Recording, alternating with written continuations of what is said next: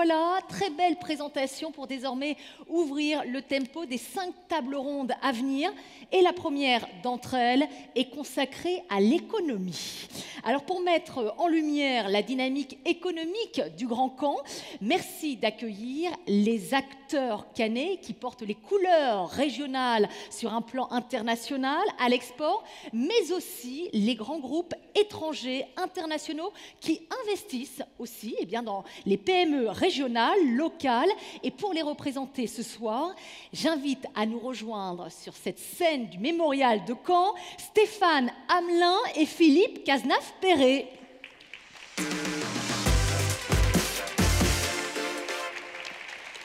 Voilà les forces en présence. Bonsoir et bienvenue, messieurs. Ne soyez pas modestes.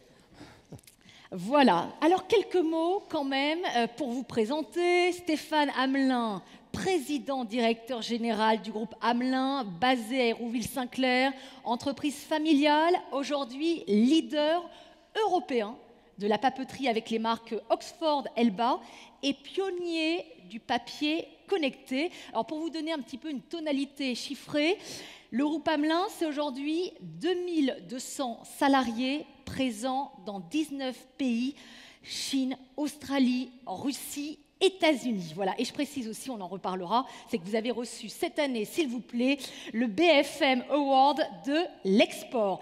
Également à nos côtés, Philippe Cazenave-Perret, président directeur général de Le Gallé, numéro 1 français de la distribution professionnelle du bâtiment de produits de quincaillerie et d'outillage.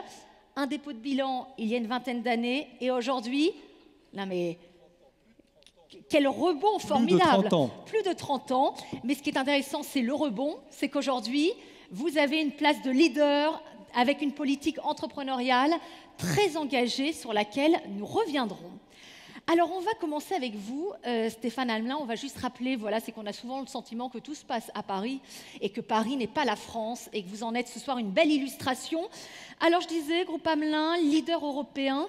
Et c'est vrai que la question qu'on peut se poser, c'est comment on arrive à peser, à s'imposer sur le marché européen quand on est implanté au niveau local et au niveau régional. Hérouville-Saint-Clair. Hein. Caen et Hérouville-Saint-Clair. La chance. Le talent. Le talent des femmes et des hommes qui travaillent dans l'entreprise depuis plusieurs générations, qui ont façonné cette entreprise, qui l'ont créée, avec des valeurs, l'honnêteté, le respect, le pragmatisme et la simplicité. S'il y avait 4 valeurs à citer, c'est les 4 valeurs qui sont importantes. Alors, l'honnêteté, le respect, on trouve ça probablement en dehors de la Normandie, moins en région parisienne. Je vais mettre à dos des Parisiens, probablement. Par contre, la simplicité et le pragmatisme, ce sont des valeurs qui sont fortement ancrées en Normandie. Peut-être parce que on a une culture paysanne qui remonte à loin. Le bon sens terrien. C'est ça. Alors si on revient justement sur ce prix qui vous a été décerné il y a peut-être 15 jours, 3 semaines, voilà, le BFM Award de l'export, qu'est-ce qu'il représente pour vous? Parce que c'est une belle consécration. Au Théâtre des Champs-Élysées, s'il vous plaît. Oui. La localisation, voilà, on a Mappy avec nous ce soir. Alors, qu'est-ce que ça représente pour vous? Beaucoup de stress et le trac, quand j'ai été le chercher. Mais plus sérieusement, c'est une fierté. C'est une fierté parce que c'est une récompense et une reconnaissance de tous ceux qui ont œuvré à ça. Au développement du groupe, on était une entreprise familiale franco-française il y a 30 ans, et puis avec des équipes, avec je dirais, des hommes et des femmes bourrés de talent. Eh bien, on s'est développé d'abord en Espagne, puis en Italie, en Allemagne, en Pologne, en Asie, en Angleterre. Donc c'est la récompense d'une très belle aventure pour tous ceux qui travaillent dans le groupe. Philippe Cazenave-Perret, vous, avec le recul de votre expérience, cet ancrage régional, local, pour vous, c'est une vraie valeur ajoutée? Oui, mais de toute façon, nous n'avions pas le choix, puisque l'entreprise est née à Caen en 1889. Elle a failli mourir plusieurs fois, à Caen d'ailleurs, les bombardements de 1944, le dépôt de bilan de 1984, vous n'êtes plus à le rappeler, donc j'en profite. Et puis on a même failli être acheté en 99 par un groupe, ce qui fait que l'entreprise se serait dissoute. On a survécu à tout ça. Et c'est sans doute grâce à cet enracinement local qui nous a rendus plus forts, que nous avons pu surmonter toutes ces épreuves et avoir une croissance régulière, organique, petit à petit, très humblement, comme un tout bon Normand quincaillier que je suis. Ça donne du sens à la fois à vous, à vos collaborateurs, à vos activités, justement, d'être Oui, implantés. évidemment, parce que probablement que cette implantation-là, qui se poursuit depuis des générations, on peut le dire, fait que ça devient une famille. L'entreprise devient une famille. Certes, elle est à capitaux familiaux, plus complètement maintenant, mais l'état d'esprit de l'entreprise reste celui d'une entreprise familiale, j'allais dire locale. Et ce qui n'est pas facile à conserver avec plus de 1000 personnes maintenant réparties un peu partout. Et en termes de recrutement, c'est facile de fédérer les talents, c'est facile d'inciter les personnes à venir s'installer ici en Normandie, dans la région. C'est une question. C'est une question. Nous avons à peu près 600 collaborateurs dans la région, sur le bassin canet. Alors il y a des gens très bien, on trouve assez facilement des employés pour les nouveaux métiers concrets, mais de temps en temps, il faut faire venir des gens, notamment de Paris. C'est un petit peu compliqué au début, mais je peux vous garantir qu'une fois qu'ils sont là, ils n'ont plus envie du tout de repartir. Essayer et donc, et il y a adopter. un premier frein à passer, parce qu'on a beau n'être qu'à 200 km de Paris, c'est la campagne, c'est l'inconnu, la France est toujours girondine, donc c'est très compliqué. Mais une fois que c'est fait, et les gens ne veulent plus partir. Stéphane Hamelin, s'il y avait un mot pour définir ce que représente pour vous le bassin économique du Grand Camp, ce serait lequel et pourquoi ? Ah ben il faut être inspiré, de la créativité. Un mot. La synthèse, c'est une forme aussi de talent. J'ai pas ce talent-là. Si vous l'avez, évidemment que vous l'avez, sinon je ne vous aurais pas posé la question. En un mot, je sèche. Parce que pour vous, j'imagine qu'il y a un ancrage familial, évidemment, puisque l'entreprise est familiale, mais il y a aussi une autre dimension, une dimension économique. Ah, mais contrairement à ce qu'on pense, il y a un environnement très propice à l'industrie à Caen et dans la région, mais on ne les voit pas parce qu'elles sont discrètes, mais il y a tout un tas d'entreprises qui sont leaders dans leur domaine, leaders en France, leaders en Europe, leaders dans le monde. Il y a un environnement qui nous favorise à ça, un environnement politique. Alors forcément, il y a des contre-exemples, mais d'une façon générale, on a un monde politique qui nous soutient, qui a des structures pour nous aider. Et je vous dirais une chose, on dit beaucoup de bien de la Bretagne, mais en fait, la basse Normandie, on a exactement le même tissu industriel, on a exactement les mêmes valeurs que les Bretons. La seule chose, c'est que les Bretons l'expriment, le fédèrent beaucoup mieux qu'on ne le fait, et Joël Bruno le disait très très bien. Ne soyons pas arrogants, on n'a aucune raison de l'être. Restons humbles, mais expliquons quand même que cette région, elle a tout pour réussir. Alors voilà. le mot, ça serait potentiel ? Merci, potentiel. Bon, parfait. Alors, Thierry, on a d'autres co-acteurs aussi dans la salle. Oui, parce qu'il y a aussi quelques richesses dans la salle, plusieurs. Pour un Canet, Jeannette, c'est plus qu'un prénom, vous le savez. C'est une Madeleine. Jeannette, la biscuiterie installée à Caen depuis 1855. Vous disiez 1889, on se dit qu'il y a des racines pour les entreprises de Caen et de son territoire. Et l'histoire mouvementée de cette entreprise a dépassé les frontières de Caen, du Calvados, de la Normandie, depuis la liquidation judiciaire en 2013, depuis la lutte menée par les anciennes salariées, par les Jeannettes, et depuis la reprise par Georges Viana. Georges Viana est le président de Jeannette 1850. Il est avec nous ce soir. Alors, je l'ai déjà vu. Nous avons un peu échangé. Je lui ai dit tout le bien que je pensais de ces Madeleines. Voilà. Il est là. Monsieur Viana, bonsoir. Alors, bonsoir. Vous avez dit, je ne cite pas tout, vous avez donné une interview à Ouest France, vous avez dit « La biscuiterie, je n'y connaissais rien. » Mais pourquoi alors être venu sauver Jeannette? Pourquoi cette décision si surprenante? En fait, c'est difficile de ne pas tomber amoureux d'une petite Madeleine. Magnifique. On avait ici à Caen un outil et une usine qui existait depuis 1850, comme vous l'aviez indiqué. Et en fait, on pouvait les sauver. On pouvait relancer cette entreprise j'ai vu qu'en fait, il y avait également toute une population qui soutenait ces Jeannettes, qui soutenait ces femmes qui se battaient et qui voulaient retrouver leur petite Madeleine qu'ils avaient connue depuis tout le temps. J'ai des actionnaires aujourd'hui qui sont j'ai un papy là qui a 86 ans et qui me dit mais quand j'étais tout petit, ma mère me donnait des bonbons Jeannette. Donc je veux que vous participiez au sauvetage. Et donc c'est pour ça que je suis venu. Alors même si je n'y connaissais rien en alimentaire, à part on va dire déguster des madeleines, ça je connaissais bien. Mais sinon, donc je me suis lancé dans cette aventure pour venir les sauver. Alors vous relancez comment? Comment vous faites? Eh bien, en fait, on a décidé de réinventer la madeleine. On s'est dit, c'est vrai qu'on avait des très bonnes madeleines il y a très longtemps. La mondialisation, la course, en fait, avec la grande distribution, a fait que la qualité des madeleines qui étaient produites par Jeannette a commencé à décliner. Et en fait, les dernières années, c'est vrai qu'on avait des madeleines qui étaient quand même d'une qualité qui était relativement moyenne. Et on s'est dit, c'est vrai qu'on ne peut pas continuer. Donc on va reprendre à zéro. On va reprendre des recettes qui datent d'avant 1900. On reprend les bases. Donc une madeleine, on fait avec quoi? Avec du beurre. Et on s'est dit, est-ce qu'il y a du beurre en Normandie? Le meilleur. Eh ben, oui, il y a des super beurres. Il y a un beurre d'Isigny, là, qui est en plus un AOP. Il n'y a que 2 AOP en France en beurre. Donc on s'est dit, on va prendre du beurre d'Isigny. Il faut quoi? Il faut également des œufs. Est-ce qu'il y a des poules en Normandie? On en trouve aussi pas mal. On va prendre des bons œufs frais avec des poules qui sont élevées en plein air, qui sont toutes heureuses. Il nous faut de la farine, il nous faut du sucre. Donc on a essayé de rassembler tous ces bons éléments. Et aujourd'hui, on a réussi à fabriquer une madeleine premium, une excellente madeleine, et qui apparemment plaît à beaucoup de monde. Et puis les Jeannettes pour fabriquer les fameuses madeleines. Vous avez des projets nationaux, j'imagine, à l'international aussi? Alors oui, c'est vrai qu'on a dû démarrer très doucement pour faire nos preuves. Donc on a commencé avec une petite usine à Démouville, qui est plutôt en fait une grosse pâtisserie.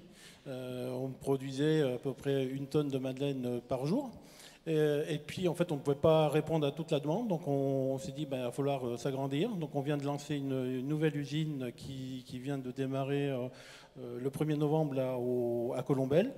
Avec l'objectif de répondre au marché un peu plus national, mais également de commencer à attaquer et aller voir des marchés à l'étranger. Et en 2 mots, vous avez fait une étude de notoriété là pour la France. Qu'est-ce qu'il ressort de cette étude, vraiment en quelques mots? Alors ça c'est incroyable, parce qu'en fait, on s'aperçoit qu'en dehors de la Normandie, Jeannette est quand même aujourd'hui connue par 36% des Français. C'est quand même la 3e marque de madeleine en France, alors que d'un point de vue économique, on ne représente que 0,4% du marché de la madeleine en France. Et Marcel Proust n'est pas passé par là. Voilà. Merci, monsieur Vianard. Merci. Puis le côté terroir, c'est aussi une vraie valeur ajoutée. Alors, on va poursuivre avec vous, Philippe Cazenave-Perret. Alors, je le disais, un dépôt de bilan il y a 30 ans. Maintenant, vous êtes leader français. Moi, évidemment, ce qui m'intéresse avec le recul de ces 30 années, quelles ont été les clés du succès pour rebondir? Le travail, l'humilité, l'ambition, c'est déjà pas mal. En fait, c'est ça. Quand on sort d'une épreuve comme celle d'un dépôt de bilan, je suis obligé d'y revenir. Ah oui. On n'a pas le choix, on a brûlé ses vaisseaux, on ne peut que réussir. Et avec une petite équipe de 80 personnes qui veut absolument s'en sortir, eh bien, on fait des miracles. C'est-à-dire dès la première année, on recommence à gagner de l'argent, à conquérir des clients. Puis après, ça ne s'arrête plus. On conquiert la France. Ce qui n'était pas du tout dans l'ADN d'une entreprise comme celle-ci, qui était une entreprise absolument locale. Comme quoi, il n'y a pas d'échec. Voilà, il n'y a que des expériences pour rebondir plus fort, plus déterminé. Stéphane Hamelin, vous, quels sont, si on se projette maintenant, quels sont, parce qu'une des qualités, justement, quand on est entrepreneur, c'est d'anticiper. Quelles sont, vous, vos ambitions, vos projets pour conforter votre place de leader à l'échelle européenne? Écoutez, on a beaucoup de projets, mais On parlait du papier connecté au je ne démarrage. pourrais pas les partager tous. Le papier connecté, peut-être, on peut dire voilà. un mot, parce que là, il y a une vraie innovation. On a d'abord beaucoup de projets de développement encore. Ce qu'il faut dire, c'est que le cahier Oxford aujourd'hui ne représente que 4 cahiers sur 100 vendus en Europe. On a 30% de part de marché en Europe. Il nous paraîtrait un bon objectif d'atteindre 50% et d'augmenter très sensiblement la part des cahiers Oxford dans la part des cahiers que nous vendons. Et puis, dans cette digitalisation, si nous ne sommes pas inquiets, les études que nous avons montrent que le cahier restera et l'écriture restera un ancrage fort dans les années qui viennent.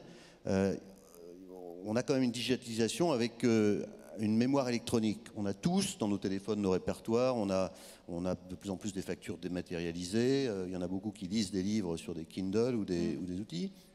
Et donc on a inventé un cahier Oxford connecté qui permet de prendre des notes, de scanner avec son téléphone et où que vous soyez, sur votre PC, sur votre tablette, sur votre téléphone, de pouvoir consulter vos notes que vous avez prises il y a 6 mois, il y a 1 an.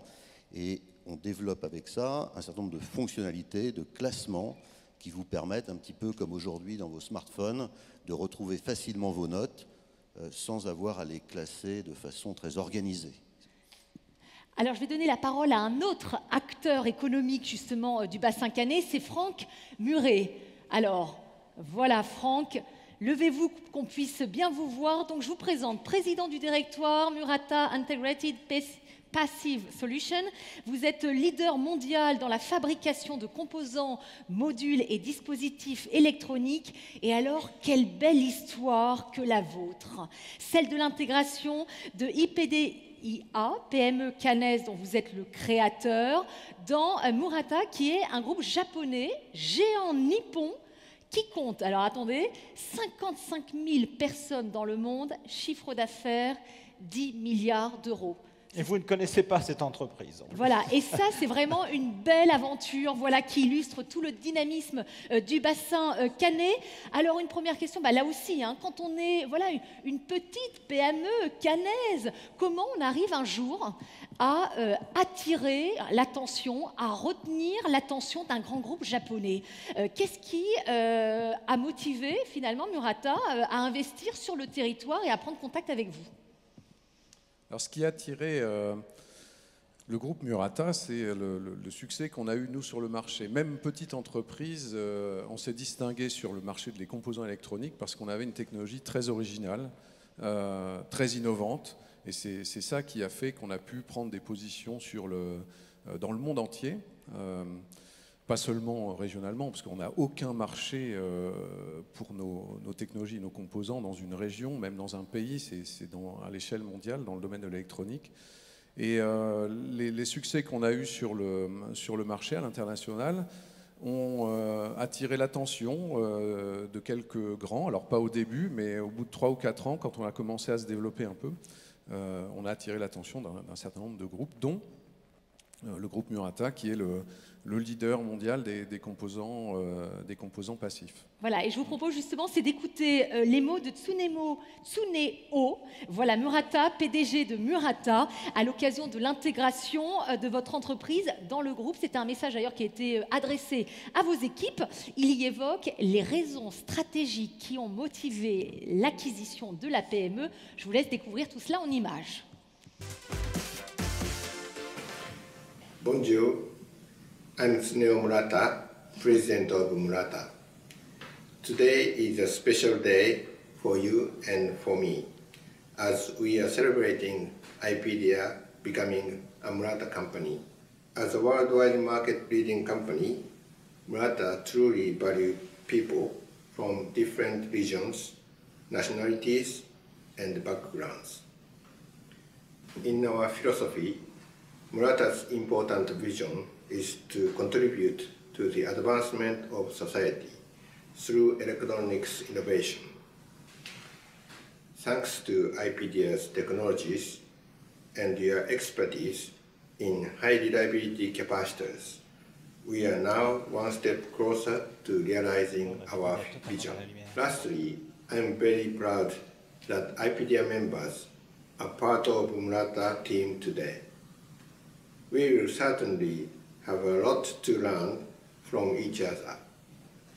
I'm confident that together we are stronger, we'll build sustainable growth and successful future for us all. Merci, à bientôt.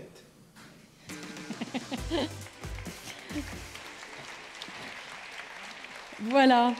Qu'est-ce que ce rachat a changé pour vous? Parce que j'imagine que ça a dû occasionner une nouvelle dynamique, une autre dimension. Quel impact sur les projets à venir, sur vos projets futurs? J'imagine que ça a dû faire émerger d'autres perspectives pour vous. Absolument. Alors en fait, c'est assez contrasté parce que au moment du rachat, le jour du rachat, ça change à la fois tout et rien. Au quotidien, ça n'a rien changé dans la vie des employés de la société qui s'appelait Ipedia avant et qui fait partie du groupe maintenant, puisque on n'a pas changé la vie du jour au lendemain. On est en plus sur des marchés qui réagissent assez lentement. Ça change tout parce que ça change la stratégie. On n'est plus une société indépendante qui fait son développement tout seul, mais qui fait son développement avec le support d'un groupe. Et là où ça change tout, c'est les moyens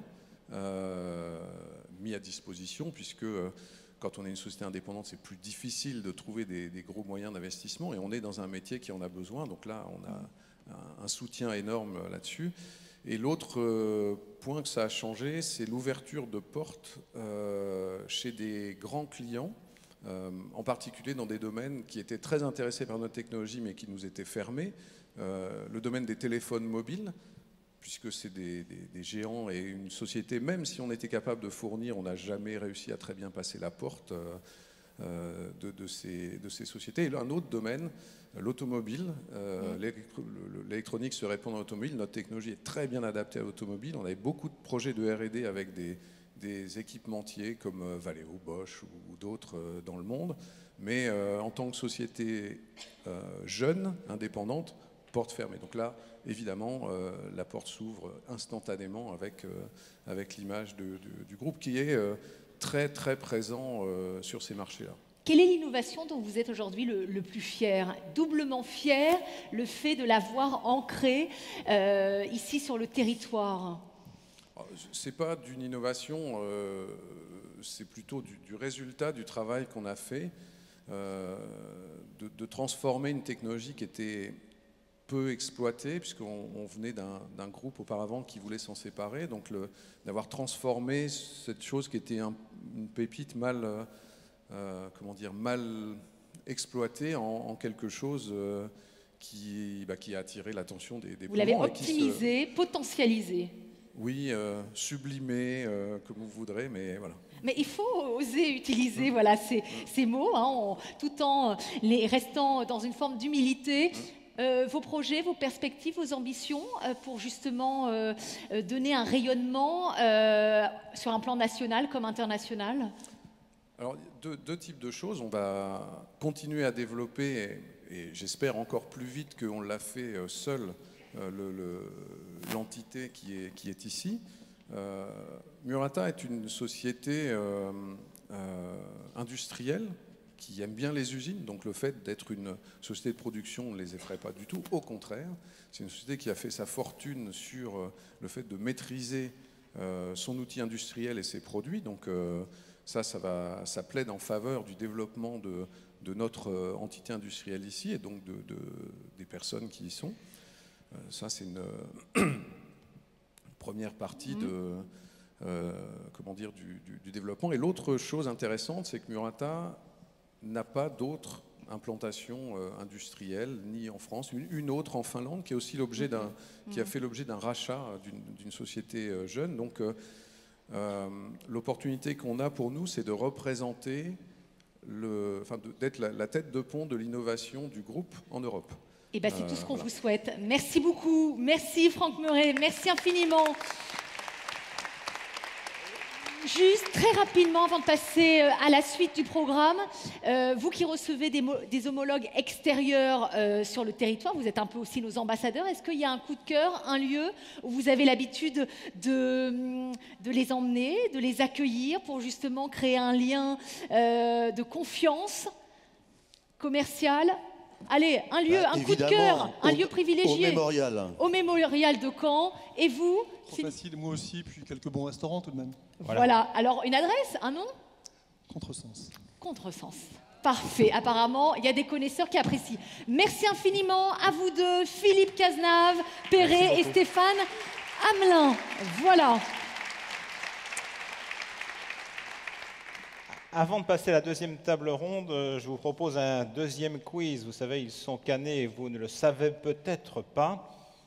Alors, je vais ouvrir les hostilités, Charlotte, cette fois. Vous me le permettez? Ah, mais bien sûr, C'est allez-y. parti. Physicien, j'entre à l'école centrale de Caen à 13 ans. Doué le petit.